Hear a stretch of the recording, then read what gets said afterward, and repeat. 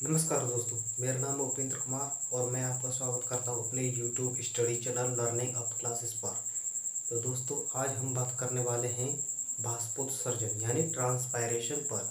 यानी ट्रांसपायरेशन यानी बाष्पोत्सर्जन कितने प्रकार का होता है तथा ऐसे कौन कौन से कारक हैं जो इसको प्रभावित करते हैं, तथा जो स्टोमेटा स्टोमेटा यानी जो रंध्रों के खुलने की जो प्रक्रिया है वो कैसे होती है, यानी कि फिजियोलॉजी ऑफ स्टोमेटा की मतलब जो प्रक्रिया है वो कैसे होती है। आप इस छोटी सी वीडियो में सब कुछ जानने वाले हैं। यदि आपने हमारा यूट्यूब चैनल सब्सक्राइब नहीं किया तो हमारे चैनल को सब्सक्राइब कर लीजिए ताकि अगली वीडियो की नोटिफिकेशन आपको जल्द ही प्राप्त हो सके। चलो दोस्तों, वीडियो को शुरू करते हैं।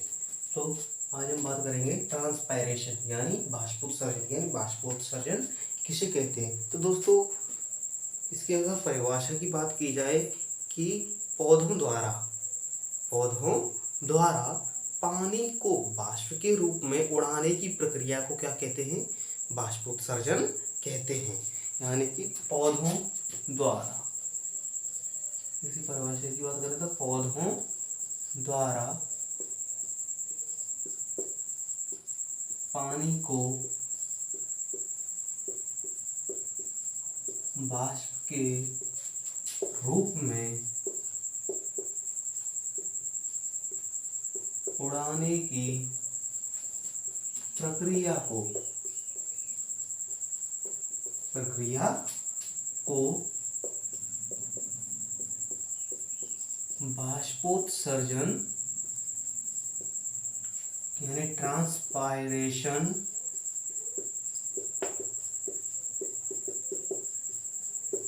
कहते हैं।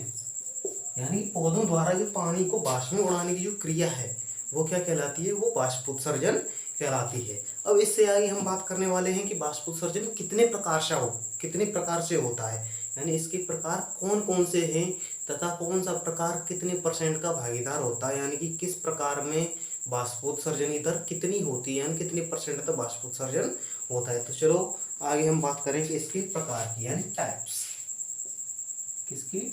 की। तो दोस्तों, बाष्पोत्सर्जन 3 प्रकार का होता है। कितने प्रकार का होता है? 3 प्रकार का। यहाँ पर लिख देते हैं हम ट्रांसपायरेशन,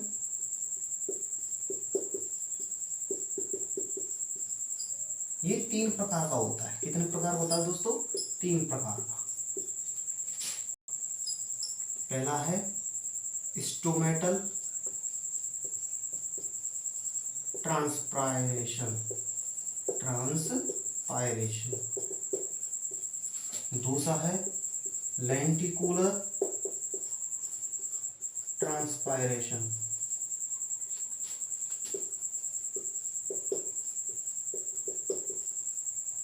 और एक तो हो गया हमारा कि स्टोमेटल ट्रांसपायरेशन, दूसरा हो गया लेंटिकुलर, और एक होता है क्यूटिकुलर।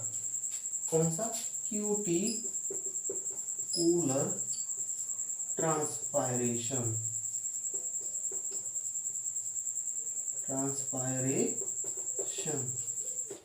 तो दोस्तों, सबसे पहले बात करी जाए कि स्टोमेटल ट्रांसपायरेशन यानी रंध्रीय, इसका नेम नाम क्या है? रंध्रीय बाष्पोत्सर्जन।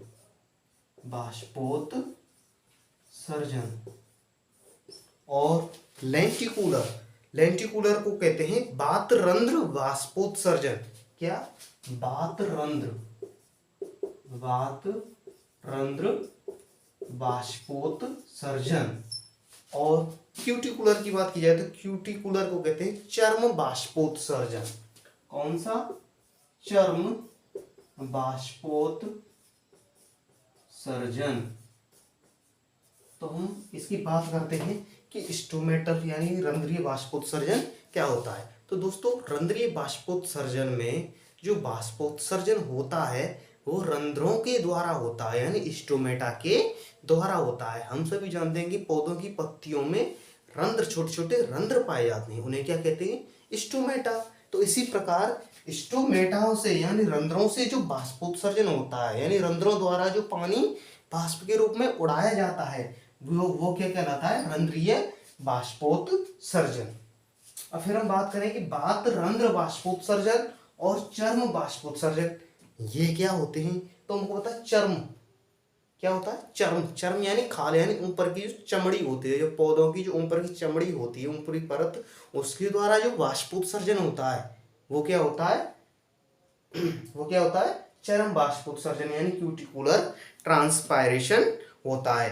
अब इससे आगे हम बात करें कि लेंटिकुलर यानी लेंटिकुलर ट्रांसपायरेशन क्या होता है। इसमें जो ट्रांसपायरेशन होता है वो तने, किससे होता है, तने से। किससे होता है, तने से और फलों से। इसमें किससे होता है, तनों से, तने जो स्टेम होता है और फल यानी फ्रूट्स होते हैं उनसे होता है। और इसमें क्या होता है, ऊपरी परत से। किससे, ऊपरी परत से। और इसमें किससे होता है, रंध्रों से। रंध्रों से या स्टोमेटाओं से, यानी जो स्टोमेटा होते हैं उनसे होता है। अब इससे आगे बात की जाए कि जो रंध्रीय बाष्पोत्सर्जन है, ये कुल बाष्पोत्सर्जन का पौधे के अंदर कितना होता है। जो लेंटिकुलर है वो कितना होता है और जो क्यूटिकुलर है वो कितना होता है। तो सबसे अधिक बाष्पोत्सर्जन स्टोमेटल ट्रांसपायरेशन यानी रंध्रीय बाष्पोत्सर्जन में होता है, जिसकी जो प्रतिशत होता है वो होता है 80 से लेकर 90%। जो पौधे का सभी जो होता है उसका कितना होता है, 90%। यानी कि पौधे में जितना भी वाष्पोत्सर्जन होता है उससे 80 से लेकर 90% तक जो वाष्पोत्सर्जन की जो भागीदार निभाता है वो कौन सा वाष्पोत्सर्जन निभाता है, वो होता है रंध्रीय बाष्पोत्सर्जन। इससे आगे बात की जाए कि लेंटिकुलर, तो लेंटिकुलर केवल 1% का ही भागीदार निभाता है। यानी कि यह इसकी दर जो होती है वो बहुत कम होती है, ये केवल 1% का ही भागीदारी होता है। इसी आगे बात की जाएगी क्यूटिकुलर, यानी क्यूटिकुलर ट्रांसपायरेशन में जो इसकी जो भागीदारी है वो कितनी होती है। तो इसकी जो भागीदारी होती है वो 3 से लेकर 9% तक होती है। तो आपको समझ में आ गया होगा कि बाष्पोत्सर्जन किसे कहते हैं, यानी पौधों द्वारा पानी को बाष्प के रूप में उड़ाने की प्रक्रिया बाष्पोत्सर्जन कहलाती है। ये कितने प्रकार का होता है, ये 3 प्रकार का होता है। कौन सा, स्टोमेटल ट्रांसपायरेशन यानी रंध्रीय बाष्पोत्सर्जन, दूसरा लेंटिकुलर ट्रांसपायरेशन यानी बाह्यरंध्र बाष्पोत्सर्जन, इससे अगला है क्यूटिकुलर ट्रांसपायरेशन यानी चरम बाष्पोत्सर्जन। ये रंध्रों से होता है, ये तने और फलों से होता है और ये ऊपरी परत से होता है। इसका जो प्रतिशत होता है वो 80 से लेकर 90% होता है और इसका जो प्रतिशत होता है वो केवल 1% होता है और इसका जो प्रतिशत होता है 3 से लेकर 9% तक होता है। इससे आगे हम बात करने वाले हैं कि जो रंध्रीय बाष्पोत्सर्जन है ये प्रक्रिया कैसे होती है, यानी स्टोमेटल फिजियोलॉजी की, यानी स्टोमेटल की जो स्टोमेटा की जो खुलने की प्रक्रिया है, कार्य की है, वो कैसे होती है। तो चलो दोस्तों आगे हम बात करेंगे कि क्या रंध्रीय बाष्पोत्सर्जन की प्रक्रिया कैसे होती है। फिजियोलॉजी ऑफ स्टोमेटल ट्रांसपायरेशन यानी रंध्रीय बाष्पोत्सर्जन की कार्य की, यानी रंध्रीय बाष्पोत्सर्जन कैसे होता है। तो सबसे पहले हम बात करते हैं रंध्रीय बाष्पोत्सर्जन। हमने बाष्पोत्सर्जन तो पढ़ लिया, अब बात करते हैं रंध्र की। किसकी, रंध्र। रंध्र यानी स्टोमेटा, यानी स्टोमेटा किसे कहते हैं। तो मैं आपको बताता हूं कि पौधे की पत्तियों में छोटे छोटे छिद्र पाए जाते हैं। क्या पाए जाते हैं दोस्तों, छिद्र, जिन्हें क्या कहते हैं, स्टोमेटा कहते हैं। जैसे आप देख रहे होंगे कि यहाँ पर ये कोई पौधे की पत्ती है और ये स्टोमेटा की संरचना है। इसमें जो ये बीच में जो छिद्र है ये वाला, यहाँ से लेके यहाँ तक, ये क्या है, स्टोमेटा है। क्या है दोस्तों, ये है हमारा स्टोमेटा। स्टोमेटा यानी ये क्या है, रंध्र। और जो स्टोमेटा है वो चारों ओर से 2 संतरे जैसी फांकों से ढका होता है या घिरा होता है। आप देख रहे होंगे 2 संतरे जैसी फांके हैं, ये इनसे क्या है, घिरा हुआ है। इनको क्या कहते हैं, इनको रच्छी कोशिकाएं। इनको क्या कहते हैं दोस्तों, इनको कहते हैं रच्छी कोशिकाएं। इनको क्या कहते हैं, रच्छी कोशिकाएं यानी गॉड सेल।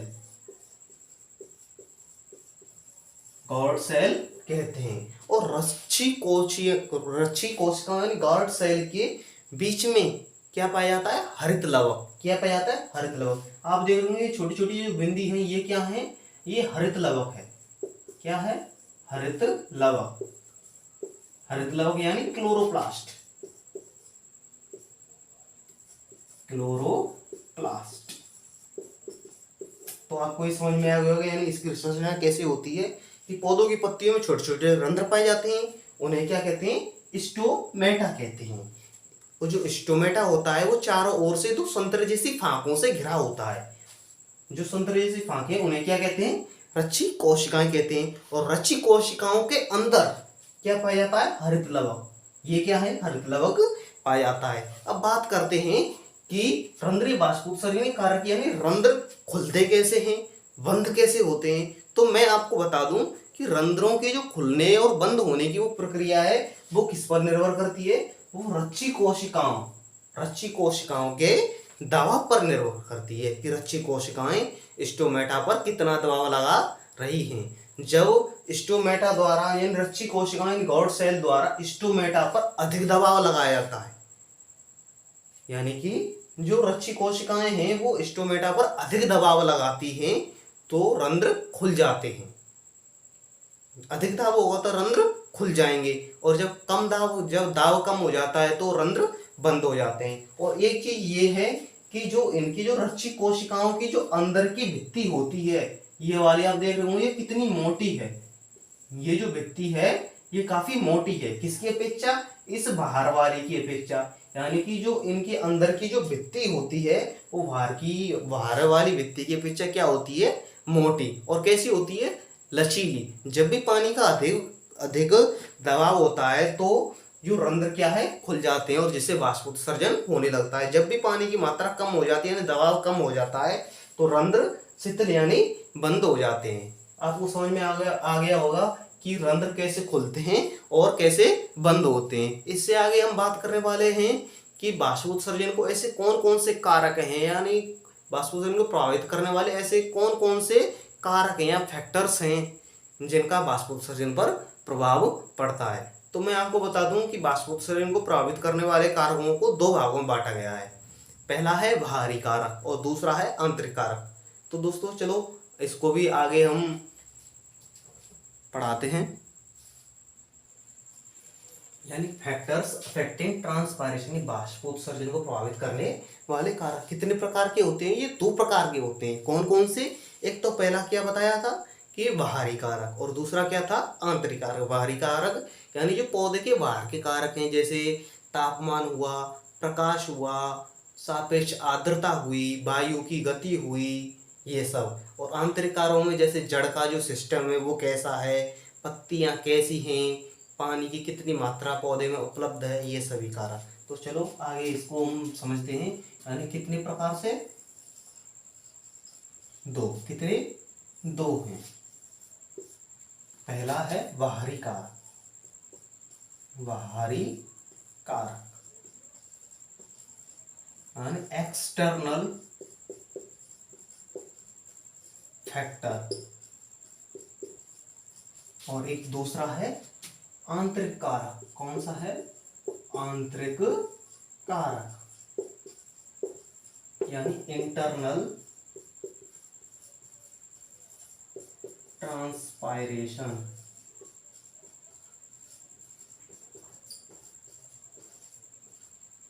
ठीक है, एक बाहरी कारक और आंतरिक कारक। जो बाहर के जो कारक हैं वो इसमें आएंगे, जो आंतरिक कारक है यानी पौधे के जो अंदर विद्यमान है वो इसके अंदर आएंगे। तो इसके पहले सबसे पहले हम बात करते हैं बाहरी कारक। यानी बाहरी कारक ऐसे कौन कौन से कारक हैं जो इसको प्रभावित करते हैं। तो इसमें आपका जो सबसे पहला है वो है प्रकाश। क्या है दोस्तों? प्रकाश। और दूसरा क्या है? दूसरा है आपका तापमान। क्या है? तापमान। यानी प्रकाश यानी लाइट। क्या? लाइट। तापमान यानी टेम्परेचर। टेम्परेचर। तो सबसे पहले हम इनकी बात कर लेते हैं कि ये मतलब कि इनका जो बाष्पोत्सर्जन पर है क्या प्रभाव पड़ता है। तो यानी कि प्रकाश की उपस्थिति में क्या होता है? बाष्पोत्सर्जन की दर क्या है? बढ़ जाती है। यानी कि अगर हम प्रकाश की मात्रा अगर हम बढ़ाते हैं तो क्या होगा? इसका प्रभाव क्या पड़ेगा पौधे पर कि जो बाष्पोत्सर्जन की जो दर है वो भी क्या होगी, बढ़ेगी। यानी प्रकाश की मात्रा को हम अप करेंगे यानी बढ़ाएंगे तो क्या होता है, बाष्पोत्सर्जन की दर है वो भी बढ़ती है। और आगे हम बात करें तापमान की यानी टेम्परेचर की, तो ये तापमान की बात है तो तापमान क्या है कि एक निश्चित सीमा तक यानी कि एक लिमिट होती है तापमान की, यानी एक लिमिट तक हम अगर तापमान में वृद्धि करते हैं, यानी एक लिमिट तक, यानी हम तापमान में तो वृद्धि कर रहे हैं कहाँ तक, एक लिमिट तक, यानी इस लाइन से अधिक नहीं कर सकते हैं। तो पौधे पर क्या प्रभाव पड़ेगा कि इसकी जो बाष्पोत्सर्जन की दर है वो भी क्या है, बढ़ेगी। क्या होगी, बढ़ेगी। हमारा अगला कारक है, तीसरा है वायु की गति। वायु की गति यानी कि जो हवा है वो कितनी तेजी से चल रही है, तो इसका पौधे पर बहुत प्रभाव पड़ता है कि अगर वायु की गति एक निश्चित सीमा तक है यानी अधिक तेज नहीं है तो उसकी जो बाष्पोत्सर्जन है वो बढ़ेगी, लेकिन कुछ समय बाद क्या हो जाएगी, गिरने लगेगी। यानी कि वायु की गति को अगर हम तेज कर दें, क्या कर दें, तेज कर दें तो क्या हो जाएगी, उसकी दर है वो भी तेज हो जाएगी। लेकिन कुछ समय बाद क्या होगा कि कुछ समय बाद जो दर है वो क्या हो जाएगी, कम हो जाएगी। यानी कि वायु की गति में क्या प्रभाव पड़ रहा है कि वायु की गति में ये प्रभाव पड़ रहा है कि कुछ समय बाद कुछ वायु की गति को अगर हम तेज करते हैं तो कुछ समय के लिए बाष्पोत्सर्जन बढ़ जाएगी, लेकिन कुछ समय के बाद अपने आप कम हो जाएगी। क्या हो जाएगी, कम हो जाएगी। इससे आगे हम बात करते हैं अगला कारक, अगले कारक की अगला कारक कौन सा है, अगला कारक है सापेक्षिक आर्द्रता। सापेक्षिक आर्द्रता यानी रिलेटिव ह्यूमिडिटी, यानी रिलेटिव ह्यूमिडिटी का बाष्पोत्सर्जन पर क्या प्रभाव पड़ता है। तो मैं आपको बता दूं कि सापेक्षिक आर्द्रता यानी रिलेटिव ह्यूमिडिटी जितनी क्या होगी, कम, कितनी क्या होगी, कम। यानी अगर हम सापेक्षिक आर्द्रता यानी रिलेटिव ह्यूमिडिटी का मान जितना कम रखेंगे यानी जितना कम होगा, इसका प्रभाव क्या पड़ेगा, जो बाष्पोत्सर्जन की जो दर है वो क्या होगी, उतने ही अधिक होगी। क्या होगी, उतने ही अधिक। यानी सापेक्षिक आर्द्रता का मान क्या करेंगे, कम, यानी लो करने पर क्या होता है, जो बाष्पोत्सर्जन की दर है वो क्या है, बढ़ जाती है। क्या हो जाती है, बढ़ जाती है। आगे हम बात करते हैं जो पांचवा कारक है वो है पौधों को पानी की उपलब्धता। क्या, पौधों को पानी की उपलब्धता। ये कारक बहुत महत्वपूर्ण है क्योंकि हम जानते हैं कि बाष्पोत्सर्जन की प्रक्रिया एक जल की प्रक्रिया है जिसमें जल किसमें उड़ता है, बाष्प के रूप में उड़ता है। तो इसमें क्या है, पौधों को पानी की उपलब्धता। जब तक पौधों को पानी प्राप्त ही नहीं होगा तो बाष्पोत्सर्जन नहीं होगा। इसलिए अगर पौधों को जो पानी की उपलब्धता है वो अधिक है, क्या है, अधिक, यानी पौधों को पानी की उपलब्धता अधिक है तो इसका जो प्रभाव पड़ेगा वो क्या होगा कि जो बाष्पोत्सर्जन की दर है वो भी क्या होगी दोस्तों, अधिक होगी। क्या होगी, अधिक।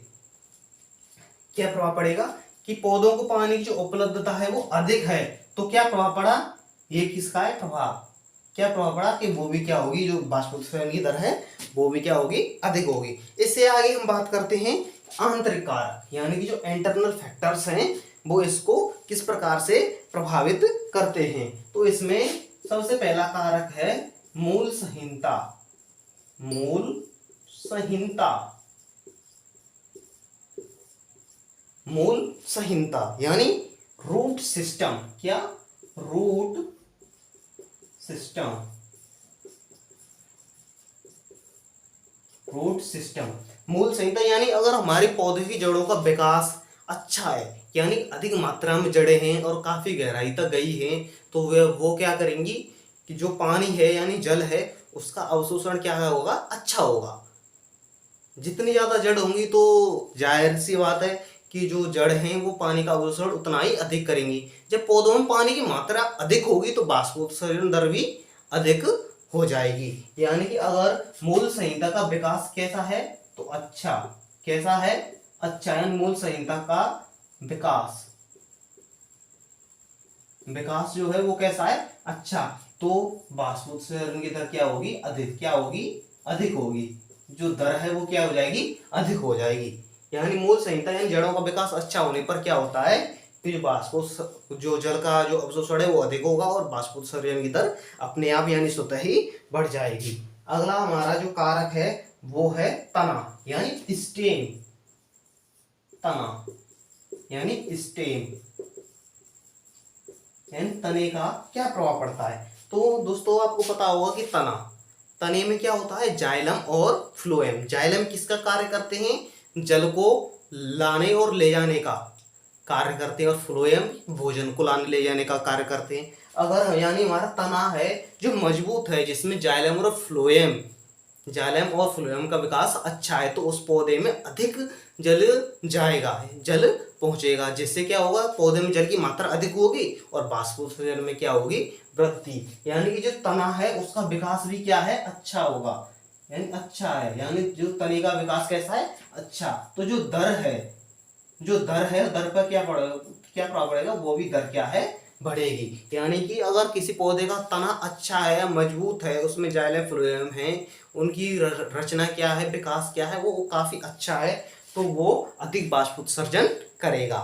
हमारा अगला कारक है पत्तियों की संरचना, जो तीसरा कारक है और सबसे अंतिम कारक है, क्या, पत्तियों की रचना यानी स्ट्रक्चर ऑफ लीव्स, यानी पत्तियों की संरचना कैसी है। तो दोस्तों आपको पता होगा कि जो वाष्पोत्सर्जन होता है वो प्रकाश में होता है। जैसे हमारी कोई पत्ती कोई मान ली जाए कि इतनी बड़ी है, कितनी बड़ी, इतनी बड़ी, केवल इसी पर प्रकाश पड़ेगा। और एक पत्ती मान ली जाए, इसको ऐसे ना बनाकर हम ऐसे बनाते हैं कि यहाँ से ये है और ये है, ये तो पत्ती हमारी ये इतनी बड़ी है और एक पत्ती है हमारी इतनी बड़ी, कितनी, इतनी। तो दोस्तों इस पर क्या है, प्रकाश कम पड़ेगा और ये बड़ी है तो इसमें प्रकाश ज्यादा पड़ेगा, यानी अधिक सतह पर प्रकाश पड़ रहा है। तो क्या होगा, जो अधिक सतह पर प्रकाश पड़ रहा है उसमें क्या होगी, वाष्पोत्सर्जन की दर अधिक होगी। यानी पत्तियों का विकास अच्छा होने पर वाष्पोत्सर्जन की दर अधिक होती है। ये हमारे हो गए कि फैक्टर अफेक्टिंग ट्रांसपायरेशन, वाष्पोत्सर्जन को प्रभावित करने वाले कारक। इसको हम एक बार फिर से रिवाइज करते हैं कि कौन कौन से कारक हैं जो प्रभावित करते हैं। तो इनको जो कारक हैं प्रभावित करने वाले, उनको दो भागों में बांटा गया है। पहला है बाहरी कारक और दूसरा है आंतरिक कारक, और इसके भी पार्ट्स बनाए गए हैं कि बाहरी कारकों में कौन कौन से होते हैं। तो बाहरी कारकों में होता है सबसे पहला प्रकाश, यानी प्रकाश की मात्रा अधिक होगी तो वाष्पोत्सर्जन की जो दर है वो भी क्या होगी, अधिक होगी, क्या होगी, अधिक हो जाएगी। अगला है हमारा तापमान। अगर तापमान को एक निश्चित सीमा तक, कहाँ तक, एक निश्चित सीमा तक बढ़ाने पर क्या होता है कि वाष्पोत्सर्जन की दर में भी क्या होती है, वृद्धि होती है। अगर अगला कारक है हमारी वायु की गति, यानी पहले अगर वायु की गति को क्या है, बढ़ाया जाए तो वाष्पोत्सर्जन की दर भी क्या है, बढ़ती है, लेकिन कुछ समय बाद क्या हो जाती है, कम हो जाती है। सापेक्षिक आर्द्रता का क्या प्रभाव पड़ता है कि सापेक्षिक आर्द्रता जितनी कम होगी, क्या होगी, कम, तो क्या प्रभाव पड़ेगा, जो वाष्पोत्सर्जन दर है वो उतनी ही अधिक होगी। पौधों को पानी की उपलब्धता, पौधों में पानी जितना अधिक होगा तो उसकी जो वाष्पोत्सर्जन दर है वो भी क्या होगी, अधिक होगी। आंतरिक कारकों की बात करें तो हमारा पहला कारक है मूल संहिता, यानी जड़ों का विकास अच्छा होगा तो वाष्पोत्सर्जन दर भी क्या होगी, अधिक होगी। तना है, तने का विकास भी अच्छा होगा तो अधिक मात्रा में जल आएगा, उससे क्या होगा, जो वाष्पोत्सर्जन दर है वो भी बढ़ेगी। पत्तियों की संरचना, यानी पत्तियों की संरचना जितनी अधिक बड़ी होगी यानी अच्छी होगी तो क्या होगा, वाष्पोत्सर्जन की दर भी बढ़ेगी। तो दोस्तों अगर आपको हमारी वीडियो पसंद आई हो तो हमारे चैनल को सब्सक्राइब जरूर करें तथा वीडियो को लाइक करे बिना नहीं जाएं। धन्यवाद।